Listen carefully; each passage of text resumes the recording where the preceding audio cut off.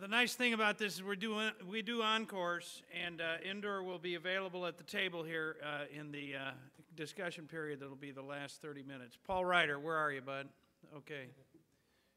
Paul Reiter was my co-panelist last year, and I was so proud of appearing, you know, a guy from Texas appearing with a professor from the Institut Pasteur. As a physician, I naturally thought of all the history for the institution he works at, and so I was proud to be there with him, and he's here to talk to you about his specialty, which is the vector Anopheles mosquitis, and all the diseases that are related to that have been alleged by the warming alarmists to be something that 65% of the world's population, according to the alarmists, will now be exposed to Anopheles-type vector diseases. And Paul is here to talk to you about the fact that that's not quite true. I'm not sure what I know, but I don't know how to do the latest PowerPoint thing. We had a disclaimer from Indore just before. He said that it's not the opinion of the United States government. I didn't actually dare to put this this title onto the program, but it's going to be the same lecture. I just felt that if the European community had some spies here, that I might get into trouble. First of all, welcome to Yakutsk. Yakutsk is, as I say, in Siberia. It's the coldest city in the world. If you go east from there, eventually you get to the sea, and you can just about see Alaska from there, apparently. It is a very cold place. I just thought I would put this in. These are the cases of malaria earlier on, until the Soviets actually dealt with the malaria in that region, mainly using DDT. But I'm not going to talk about malaria. I've talked about malaria last year to this audience. I've talked about it years and years, and I'm fed up with it. I'm tired of it. What I want to do now is to switch to the zoonotic diseases. In other words, the diseases that, is there a pointer? The diseases that circulate in nature, but that can also affect humans, also affect livestock, etc. I was talking about malaria before. Malaria here, human vector and human, as I've told everyone, is an extremely complicated and complex disease, the natural history of malaria. But then when we get to the zoonotic diseases, we get extra levels of complication. If you take, for example, yellow fever, circulates in forests, transmitted between primates, between monkeys, by certain kinds of mosquitoes.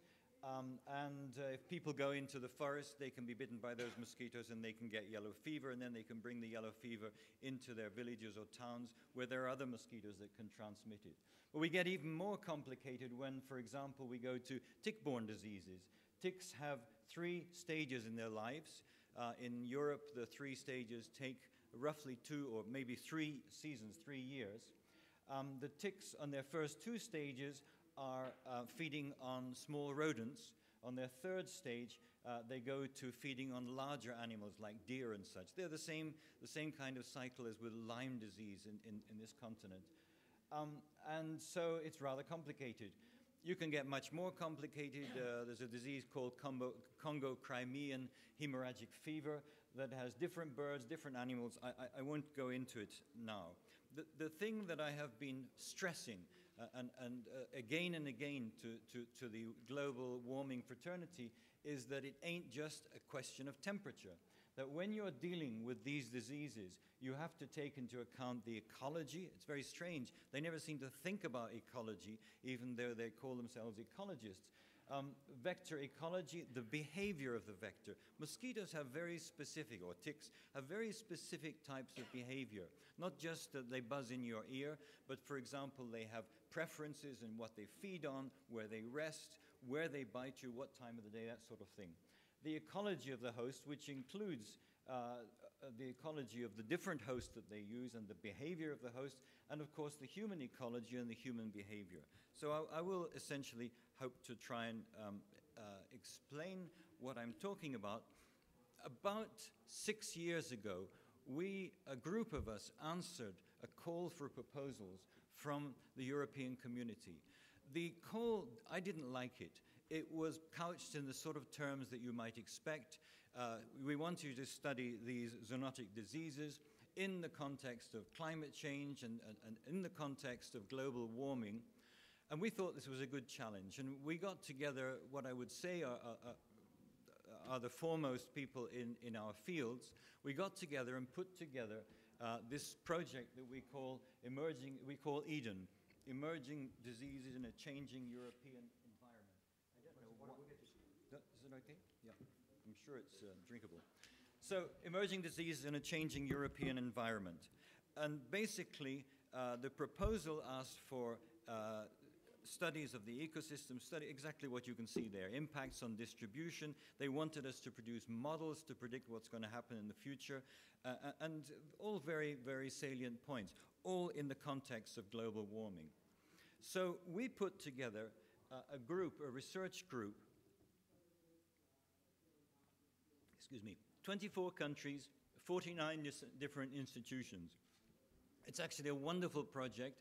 We get together something like 200 or 300 people from those 24 countries, many of them very young people. We talk science all day and all night. We dance. We go to different parts of the world, and it's a wonderful project to be in. We have 5 zoonoses: tick-borne, rodent-borne, leishmaniasis, West Nile. I shouldn't have to read it. It's been going for 4 years now. Malaria, and we have an Africa platform as well, where we deal with the Rift Valley fever and West Nile virus. We also have a horizontal component, very complex, with data management for the whole project.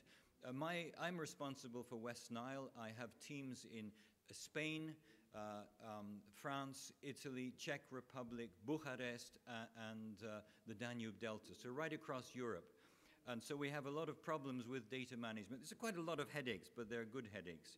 We do remote sensing. We're looking from satellites at different degrees of sensitivity. And we have a lot of modeling that's involved as well. I can't go into this in detail now. It's a pity. But as being a European project, it's very, very formalized how we do this research, and we try and stick within the rules. So let's get to the field. These are the little mice that are the first 2 stages of the life of the ticks that transmit tick-borne encephalitis, which is a viral disease, which has relations in the New World as well. The ticks, this gives you a history of tick-borne encephalitis, and as you see, around about 1990, we started to see quite a rapid increase in tick-borne encephalitis. So obviously due to climate change, because there sort of was a bit of climate change, and so there were various people associated with the World Health Organization, associated with the European community, who told everyone, well, here is one of the first examples, because there are a lot of first examples, I don't know if you noticed, one of the first examples of the impact of climate change on health. And they were Swedes, and they were talking about it moving northwards in Sweden. In fact, this is roughly the distribution of the disease in Europe. As you can see, it's rather patchy, and it doesn't extend really southwards, as we've been finding in the project. Now, very, very quickly, and there are too many complicated things to try and explain. A female tick lays about 100,000 eggs. That tells you that the mortality of her children is incredibly high. 100,000 eggs, they start off in this what we call a seed tick stage, a very small tick. As there's such a high mortality, and as the duration of viremia in the rodents is very short, the opportunity for having such small, the first stage ticks, infected and them surviving is very low. What they do, the way that we get a really high charge of virus in the population of ticks, is that they do what's called co-feeding. the older stages of the ticks, including those that have survived with the virus, feed literally next to the seed ticks. And it's a true feedback. The virus transfers from the saliva of the large ticks to the small ticks. And so you get an amplification of the number of small ticks that are infected. So that is co-feeding.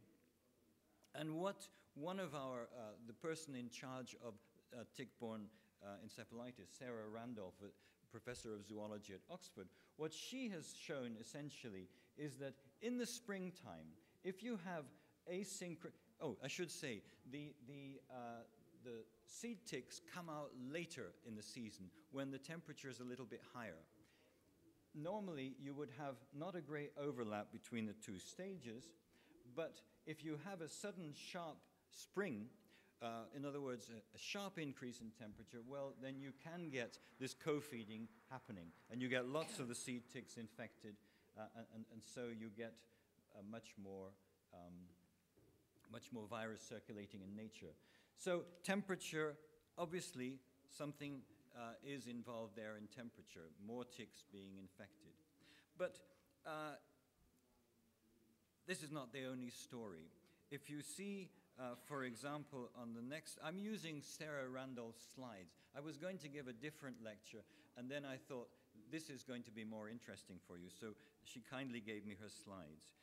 If we look at what was happening during that sudden increase in the numbers of human cases of tick-borne encephalitis, it seemed to come at a time which was very significant in political terms. This was the time of the fall of the Soviet Union. This was a time when suddenly industry in Eastern Europe started collapsing, when essentially, apparently, there was less particulate matter in the atmosphere. So rather unexpectedly, I suppose, the coal-fired power stations were closing down and it was getting warmer. Certainly, it was getting warmer, and supposedly because of reduced industrial pollution. At the same time, you had this tremendous socio-economic transition. You had tremendous hardship in countries like Lithuania, Ukraine, Poland, etc. And so you had a very great deal of unemployment.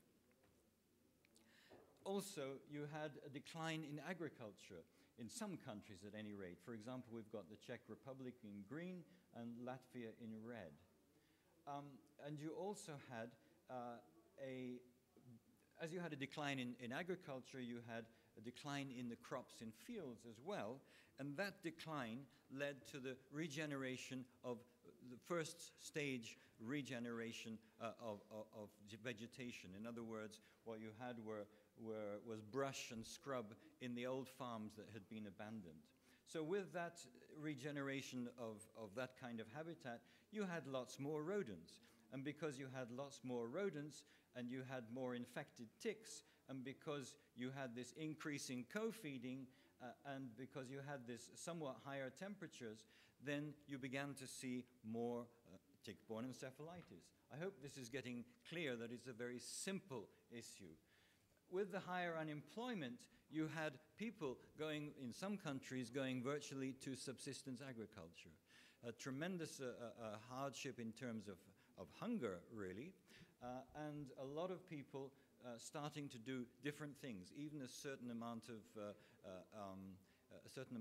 agriculture in clearings in forests. Also gathering berries, gathering fruits, and gathering mushrooms.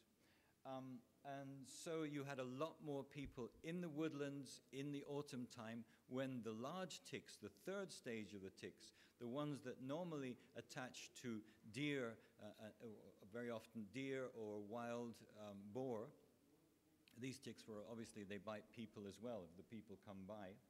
And again, going back to changes that were happening, certainly in Sweden, there's a lot of pressure against people to be doing hunting, essentially culling the deer population. The deer population has exploded. not only in Scandinavia, but also, for example, in Britain. Every time I used to drive to my father's house, I had to be careful because the bloody deer are jumping all over the place. The deer population has increased tremendously. The tick population has increased tremendously. And it's all not because of global warming. Also, you have a lot more people, those people who are wealthy enough, who can go at weekends to enjoy nature and doing some hiking or maybe some bicycling, picnicking. And of course, they are exposed as well.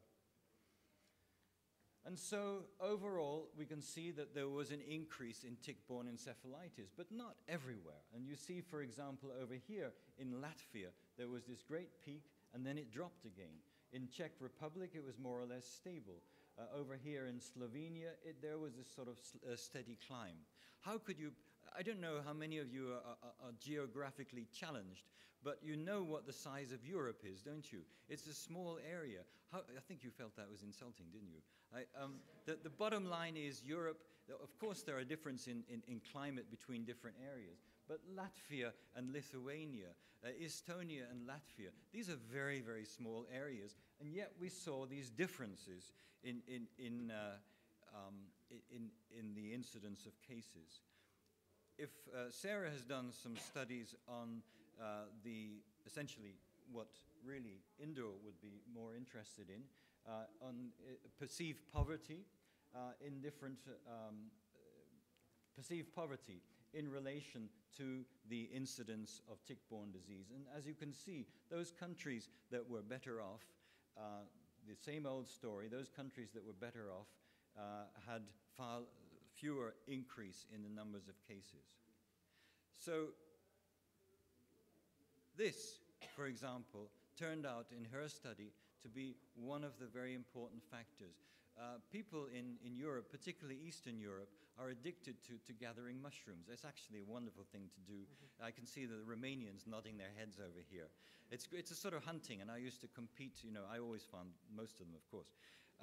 But when things when the collapse of the Soviet Union, then a whole new market opened up in France and in the richer countries for mushrooms gathered by people in Poland and in Eastern Europe. And we actually, we joked together that we should look each year at the correlation between the mushroom season and, you know, the number of mushrooms compared to the number of TBE cases. Is that time for me to finish?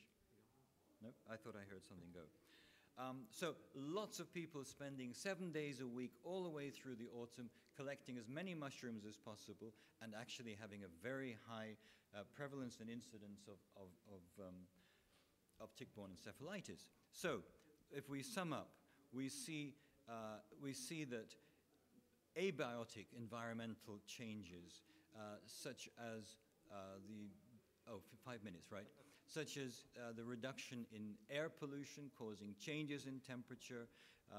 We assume human-induced biotic environmental changes, changes in forestation, changes in the populations of deer, and changes of behavior, as I've said, due to the socio-economic factors.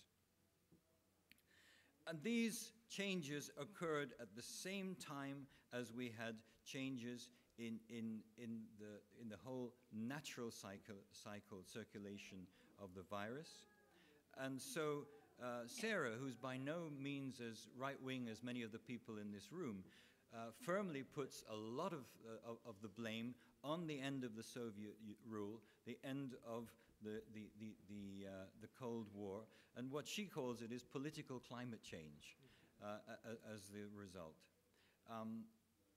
as the driving force. Human activities driven by a wide variety of factors, crucially important. It's damn difficult to use somebody else's slides. It's very difficult to be a little bit spontaneous. Very, very quickly, another disease, a hantavirus. In the United States, you had a big outbreak that was called Four Corners virus until the 4 states protested, and it's now called sin nombre virus, which means without name virus. And that was also has been, you didn't know that, has been attributed to global warming by the people. It only happened once. It was during a period in 1992-93, I think, the El Nino period, and the next El Nino, it didn't happen, but, you know, anyway, it's still due to the El Nino. This is Belgium. My colleague, Herwig Leyers, essentially mapped the distribution of hantavirus, pulmonar virus, hantavirus, in his country, in Belgium.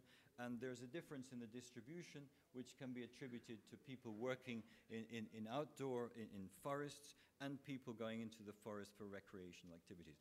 I hope this has been somewhat interesting to you.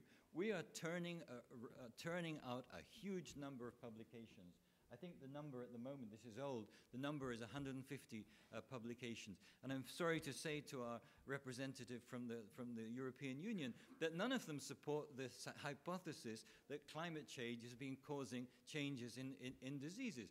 I don't know what they're going to do to us, but the bottom line is we've proved it otherwise. Actually, they're being remarkably flexible about this. I have actually been surprised. I know that we have many enemies, but they can't essentially deny what we've all been doing. 49 teams, 250 or 300 researchers. And so we want to carry on. And now I'm dealing with the European Centers for Disease Control, and they asked me, what is the future of dengue in Europe? And I've sort of said to them, well, you know, and this and that, and they accept it. So there are changes that are occurring, at least among them. I couldn't resist to put something of my own slide in. This is a little study that I've been doing with an Indian who's a something socio, but he deals in cliques, within networking between people and populations, rather like the Wegman report. And so here you have data from the people who are activists who are saying, for example, that dengue is becoming a much more important disease because of global warming. The same people, the usual suspects. And these are the percentage among the specialists who have written about dengue. And these are 9 authors, just 9 authors, who between them have produced 46 papers. Well, they're not exactly papers, they're actually reviews. And they're reviews of reviews. And they're reviews of reviews of reviews. They actually have their names on these 46 papers 98 times, because A and B and C make a review, and then they switch, and then C and B and A. And so they say the same thing again and again. And this is the networking. And because I did this at a European conference, I decided not to put the names in, because I might get sued. But I did put in this table, which shows their contribution to the 3 assessment reports of the IPCC. In other words, these people who know absolutely bugger all about